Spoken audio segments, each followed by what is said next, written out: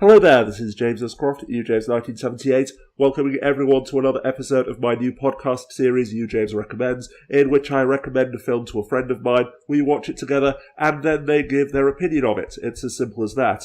So in this episode, I'm joined by my good friend Gina. Hello there.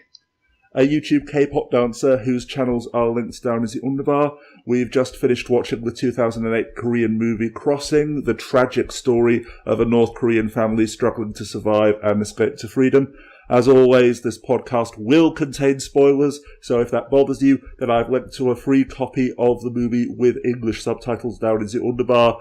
That being said, however, I still ask everyone to please support the creators by paying to view the film legally, and having hopefully made all of that clear, Gina, what are your thoughts on this movie? It was a very heartbreaking one, to say the least. I mean, just from beginning to end, it was just really hard for all of the characters. And just watching their struggle is really like something that makes you kind of open your eyes and think a little more about what's going on in like North Korea and all the people there, like how are they surviving and stuff. Yes, it's if this film was created to elicit compassion for North Koreans, to make South Koreans in particular think, no, these are not our enemies, they are human beings who are suffering and dying and who just want to be who are just like us, except they want to be free. Would you agree that, yes, that film delivered on that message? Oh yeah, definitely. Absolutely. Just to warn everyone, I did list this in a video I made on YouTube as number 4 in the top 10 most depressing films of all time. Because, yes, this isn't a film for a romantic weekend or a Friday night in with pizza and what have you. Definitely not. Mm-hmm. Yes, it's the kind of thing I would hope somebody else would recommend for Art Can Change the World, but I'm the one recommending it. And yes, so about the film itself, Gina, did any individual scenes or characters really stand out for you? For me, I mean, obviously the main character, and also the son, and I think the little girl that was the friend of the son. Yes, Misun. I do. This kind of bothered me about Brotherhood of War as well. The film you recommended to me for an episode of Art Can Change the World, linked down in the underbar as well. The fact that these kind of films, intentionally or not, they seem to focus on the two male characters. So in Brotherhood of War, it was the two brothers. In Crossing, it's the father and son. So yes, whilst the female characters suffer and die as well, they almost seem to be forgotten. Yeah. Just not quite sure what kind of message you're trying. I understand that you have to focus on the bond between two people, at most 3. Otherwise, it starts. Otherwise, the impact is lost. But yeah, it just seems a little problematic somehow. But for me, by far the most heartbreaking scene was Minsu riding on the bike, being carried on the back of the bike by Jun, and having heard that from another prisoner in the concentration camp that mouse hide is the best cure for skin diseases, boils, etc. So Jun catches a mouse, skins it, and puts this diseased mouse hide on my son's back. Yeah, sincerely thinking that it's going to help, but no, it ends up, when he checks it a couple of days later, as you saw, the skin was covered with maggots. She was in so much pain that she could hardly move. And a couple of hours later, she died.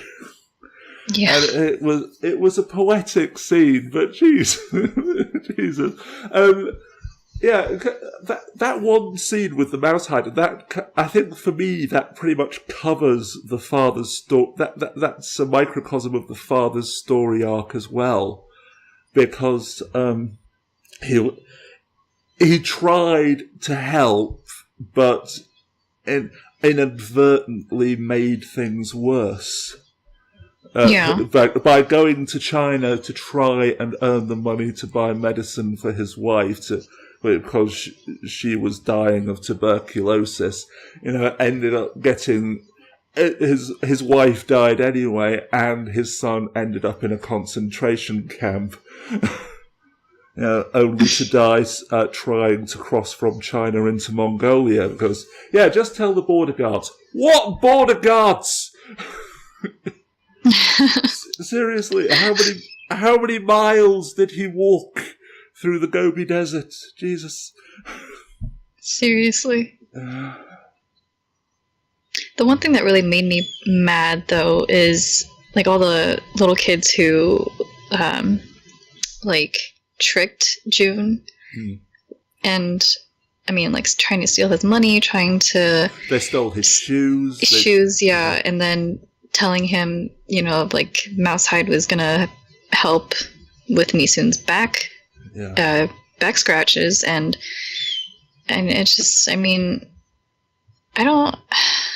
In a way, I would kind of think, like, since you're all kind of stuck there together, wanting to get out together, like, why would you want another person to suffer more?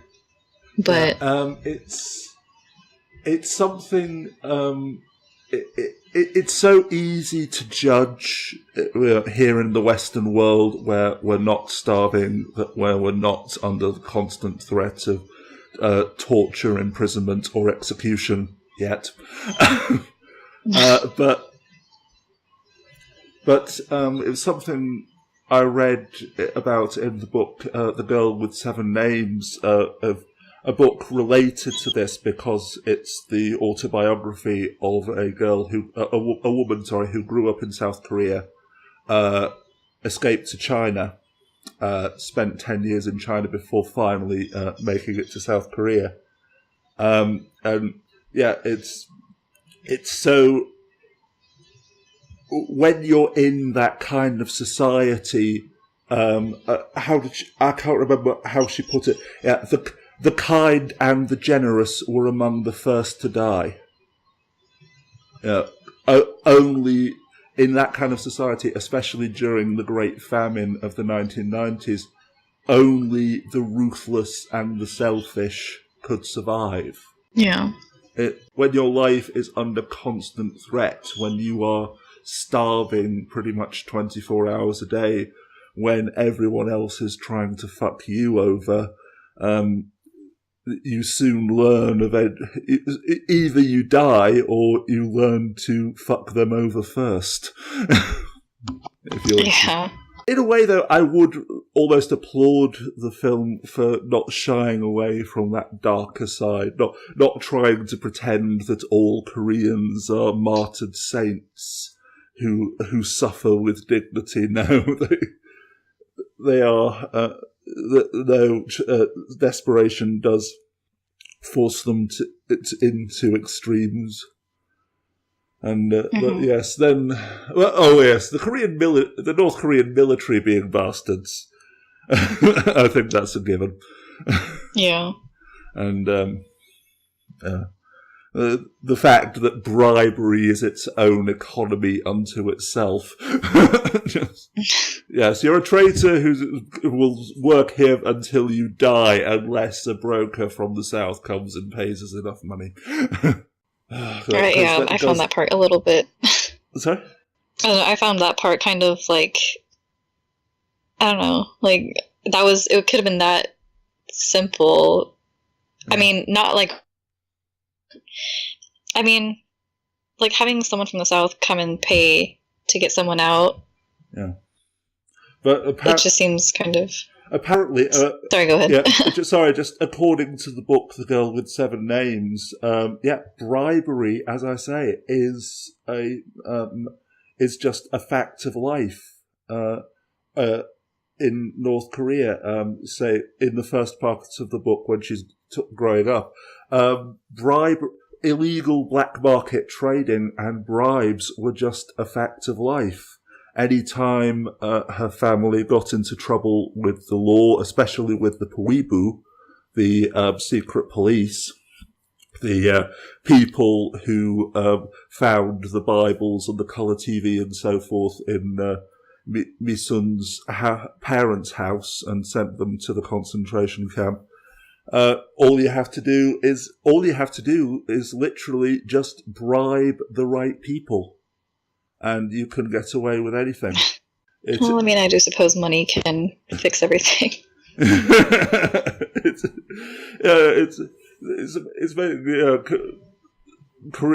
North Korea is supposed to be a quote-unquote communist country, but no, in reality, it is so capitalist in the worst possible sense of the term, meaning so disgustingly corrupt. Yeah. But yeah. Once again, only going by what I've read from what I've read in this one book, The Girl with Seven Names, and the testimonies of other North Korean defectors and so forth. But yes, it is.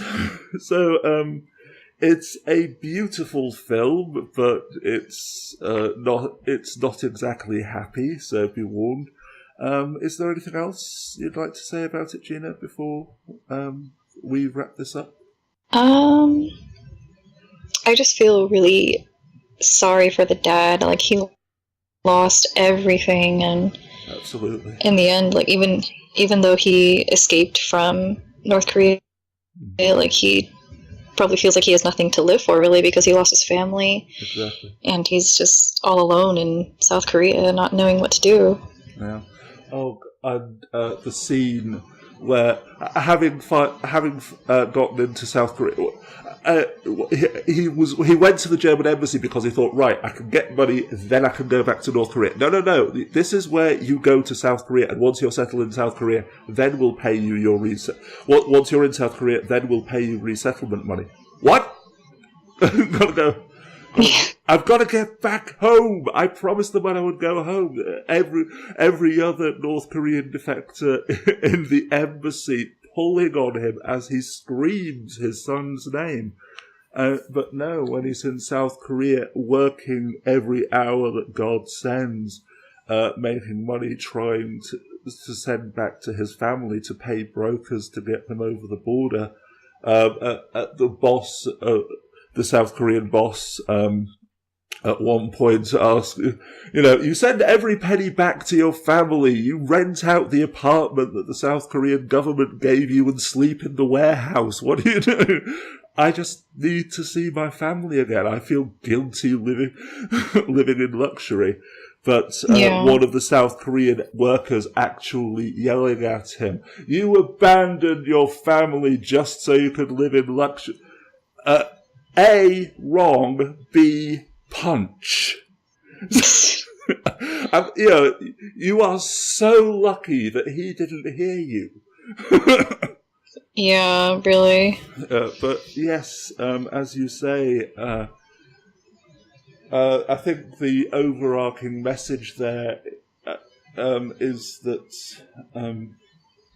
as you point out, escaping to the south means nothing if your family is trapped there or died trying to get across the border themselves, or died waiting for you to bring medicine. So, yeah, individuals managing to get across the border isn't the solution. The solution is for the Kim regime to cease to exist, and for the border itself to cease to exist, as you said in our previous podcast, again, links down in the underbar, reunification is the only real way forward. Mm-hmm. But once again, I'm sorry if I'm doing all the talking here, but whilst other films I've seen about North and South Korea, not talking of Brotherhood of War here, talking about ones like Punsan Dog, written by Kim Ki-duk, unfortunately. But I really love him, but that film, Punsan Dog, it just really went overboard. They get too preachy, but no, films like Crossing and Brotherhood of War, they really show the stupidity and the absurdity and the tragedy caused by this artificial separation, by just showing the human side of it so beautifully. So, would you recommend this film to other people, Gina? Would you share it? Would you share it with them with the caveat that yes, have a box of tissues on hand? Yeah, I mean, I would definitely recommend people to watch it just to get more like insight about things and to kind of think about what's going on over there, like what people went through and everything, and what they're still going through to this day. Yeah. But so thank you once again for taking part in another podcast with me, Gina. Please join us next time when I'll be discussing another film with another friend. And until then, annyeong. Bye-bye.